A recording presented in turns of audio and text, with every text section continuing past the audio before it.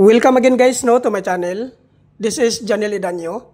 At sa video kong ito, ituturo ko po sa inyo kung paano po natin gamitin ang Shopee affiliate po sa ating Facebook account. Lalong-lalo na po sa mga na-invite na po nito sa programa na ito ni Shopee po. So pagkakataon nyo na po, i-set up nyo po ito. Sundan nyo lang po ang vlog ko nito para po alam nyo kung paano po natin ito i-set up. Ang gagawin lang po natin, i-click lang po natin ang ating Facebook. Ayan po. So ngayon po, ito po guys, ang ginamit ko ngayon po guys, ito po yung feeds ko po Which is invited na rin po ito, ang feeds ko po sa Shopee Affiliate. So dito ko po ituturo sa inyo kung paano po tayo mag-set up po dito. Click lang po natin yung pangalan po ng profile natin. Ayan po. So ngayon po, nandito na po tayo ngayon po sa profile po natin. So which is ang gagawin natin dito, i-click lang po natin yung dashboard po natin. Ayan. So ngayon po guys, click lang po natin yung monetization po natin. So ayan po. Then, after natin sa monetization po, so pupunta po tayo sa tools po natin. Yan. So, ngayon po, ito po nakikita na po natin ang affiliate partnership. Click po natin. Then, dito, scroll up lang po natin. Ayan. Then, dito po sa baba, makikita natin get started. Ayan po yung may nakalagay dyan Shopee. Click po natin yung get started. So, ayan po. At dito naman po guys, nakalagay naman po dito, you could earn with Shopee affiliate. So napakaganda po nito guys, dagdag kita po ito sa mga content creator po na kagaya ko po na na-invite po dito sa Shopee affiliate po. So ang gagawin lang po natin dito ay i-click lang po natin itong continue. Ayan po. Dito naman po nakalagay po dito, allow Meta to connect to your new or existing Shopee account. So kung meron ka mang existing or bagong Shopee account, so kailangan po i-allow mo pa yan. So click po natin yung allow po. Ayan. Ngayon, hintayin lang po natin na mag-connect yan.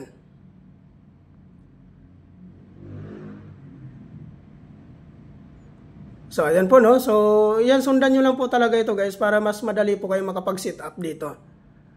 So, ayan po. So, dito naman po, nakalagay dito, i-continue, click lang po natin yung continue po. Yung naka-highlight po dyan na orange po, ililink po natin dyan ang account po natin sa Facebook at saka sa Shopee po para magkaisa na po yung account natin.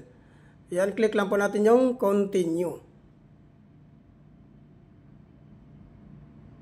So, ayan po So, tapos na po. Congrats, you're ready to earn with Shopee. So, napakaganda po automatic na kasit up po tayo kagad. So, ngayon, ang option naman po natin dito kung paano naman po tayo mag-post po sa products po ni Shopee.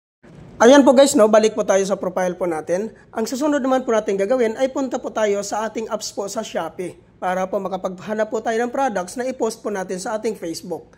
Click lang po natin ang Shopee. Ayan po. So, nandito na po tayo ngayon sa dashboard po ni Shopee. Ang susunod natin gagawin po ay i-type po natin dito sa bandang itaas yung gusto po natin na products na i-post po natin sa ating account po sa Facebook. Like for example, i-type ko dito ang mini fan rechargeable. Ayan po So, dito sa baba makikita po kagad natin ang mini fan rechargeable po. Click po natin.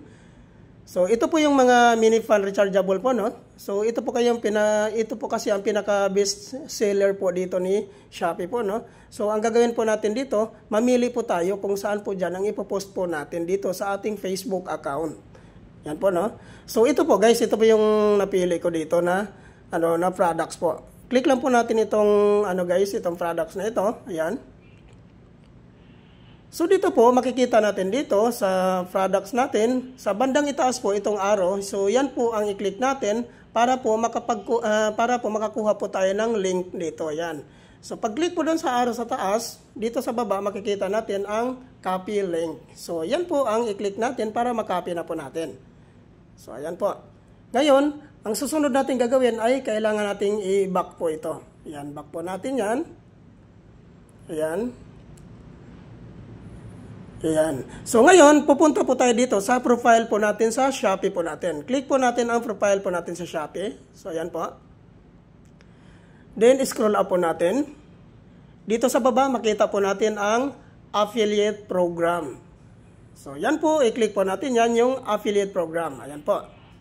So pagkadating po natin dito sa affiliate program po natin, dito naman po sa baba, i-click po natin ulit yung yung profile po natin. Ayan po. So dito po sa bandang taas naman po makita po natin ang custom link. Ayan. Custom link. Then dito yung nakopy natin na link kanina sa product, i-input naman natin dyan. Steady click lang po, then paste po. Yan. Then, ang susunod natin gawin ay i-click po natin itong naka-highlight na orange, yung convert. Yan.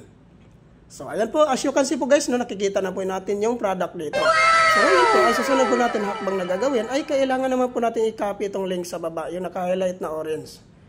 After po natin makopy ang link dito, punta po tayo sa ating Facebook.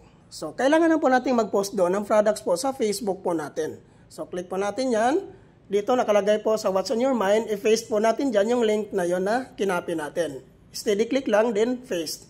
Ayan. Then, sa taas po, makikita natin ang next. So, click po natin itong next sa taas. Ayan. So, para lang po tayo nagpo-post ng picture po dito sa, ano po guys, no? Sa ating profile. Then, click po natin yung post. So, ayan po, hintayin lang po natin na magpo-post na po yung products po na, ano po natin, kinopy natin doon sa Shopee. So, ayan po guys, as you can see po, ayan na po yung products po na kinustom link natin doon sa Shopee po. Ito na po yung Shopee affiliate po natin, no?